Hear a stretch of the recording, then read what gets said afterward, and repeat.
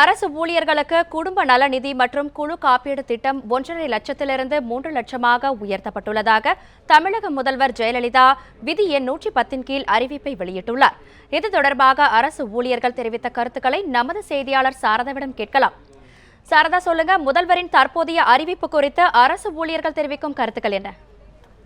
கடந்த 10 நாட்களாக இந்த தொடர் வேலைநிறுத்த போராட்டமானது நடைபெற்று வருகிறது. 10 நாட்களினுடைய முடிவில் தற்பொழுது ஒரு சில அறிவிப்புகள் தமிழக முதல்வரிடமிருந்து வந்திருக்கிறது.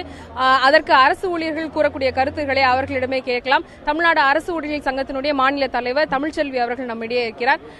மேடம், இப்ப நீங்க கேள்விப்பட்டிருப்பீங்க, இப்ப சட்டசபையில தமிழக முதல்வர் அவர்கள் குடும்ப நல திட்டம் மற்றும் குழு காப்பீட்டு திட்டத்துக்கான தொகையை 1.5 லட்சம் ரூபாயிலிருந்து 3 லட்சமாக உயர்த்தி இருக்கிறார்கள். அப்புறம் நீங்க நீண்ட நாள் கோரிக்கையான இந்த புதிய பென்ஷன் திட்டத்தை நீக்குவதற்காக ஒரு வல்லுநர் குழு அமைக்கப்படும் சொல்லியிருக்காங்க. இந்த கோரிக்கைகள் உங்களுக்கு வரவேற்கத்தக்கதாக இருக்குதா இந்த அறிவிப்புகள்?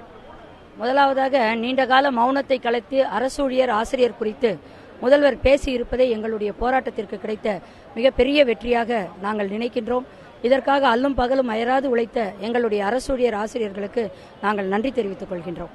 அடுத்ததாக, புதிய பென்ஷன் திட்டத்தை கைவிட்டு பழைய பென்ஷன் திட்டத்தை கொண்டு வர வேண்டும். 4,32,000 ஊழியர்களுக்கு பொது சேவை நல நிதி கணக்கு உருவாக்கப்பட வேண்டும்.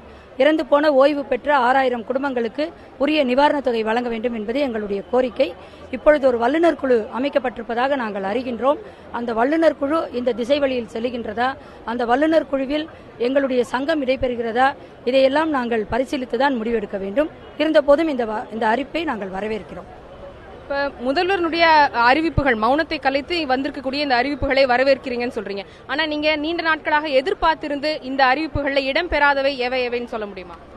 இதுல இடம்பெறாதவை சத்துணவு, அங்கன்வாடி, ஊராட்சி செயலர் போன்ற பல பகுதி ஊழியர்கள் 25 ஆண்டு காலமாக கேட்டு வரக்கூடிய ஒரே கோரிக்கை பணி நிரந்தரம், காலமுறை ஊதியம். அது குறித்து எந்த அறிவிப்பும் செய்ததாக தெரியவில்லை. அதுபோலவே அவர்களுக்கு 1000 ரூபாய் கொடுக்கக்கூடிய ஓய்வூதியத்தை சட்டப்பூர்வமான ஓய்வூதியமாக கொடுக்க வேண்டும் என்ற கோரிக்கை நிறைவேற்றப்படவில்லை. ஒரு 500 ரூபாய் மட்டும் ஏற்றி கொடுத்திருக்கின்றார்கள். இந்த 1500 ரூபாய்க்கு அவர்கள் அகவிலைப்படி அறிவித்தால் கூட அவர்களுக்கு ஓரளவுக்கு நிவாரணம் கிடைக்கும். அது குறித்தும் எந்தவிதமான அறிவிப்பும் இல்லை. அதே போலவே அவர்கள் ஓய்வு பெற்றால் கொடுக்கக்கூடிய 50,000 ரூபாய் கிராஜுவிட்டி பணிக்கொடையை 3 லட்சமாக உயர்த்தி கேட்டிருந்தார்கள். அதிலே சமையலருக்கும் உதவியாளருக்கும் 20,000 என்பது 5,000 ரூபாய் கூடுதலாக உயர்த்தி 25,000 ரூபாய் வழங்கப்பட்டிருக்கின்றது. ஆனால் அவர்கள் அதில் கேட்டிருக்கக்கூடியது 2 லட்சம். அது குறித்து மிக குறைவான உயர்வே கொடுக்கப்பட்டிருக்கின்றது. ஆக இந்த பகுதி ஊழியர்களுக்கு பணி நிரந்தரம் அறிவிக்கப்படவில்லை, காலமுறை ஊதியம் அறிவிக்கப்படவில்லை. கொடுக்கப்பட்டிருக்கக்கூடிய ஓய்வூதியம் என்பது மிக குறைந்த அளவு உயர்வே. அதற்கும் அகவிலைப்படி குறித்து அறிவிக்கவில்லை.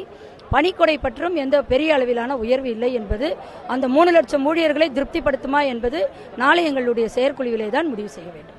இப்போ உங்களுடைய கோரிக்கைகள் முழுமையாக எல்லாமே இன்னும் ஏற்றுக்கொள்ளப்படவில்லை அப்படின்ற நிலையில இந்த போராட்டம் வாபஸ் பெறுவதற்கான வாய்ப்பு இருக்கிறதா? நாளை எங்களுடைய செயற்குழுவை நாங்கள் ஏற்கனவே முறையாக கூட்டிவிட்டோம். அதில் இந்த போராட்டத்தை குறித்து நடந்து கொண்டிருக்கக்கூடிய எங்களுடைய நடவடிக்கைகள் குறித்து ரெவ்யூ பண்ணுவோம்.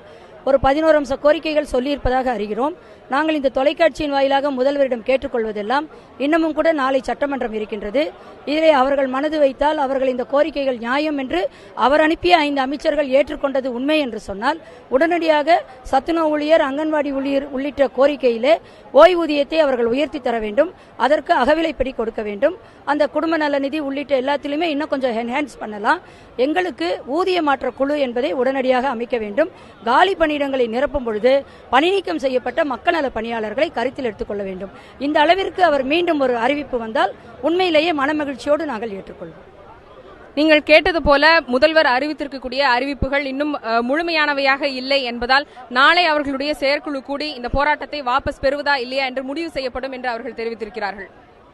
உங்களுடைய தகவல்களுக்கு நன்றி சாரதா.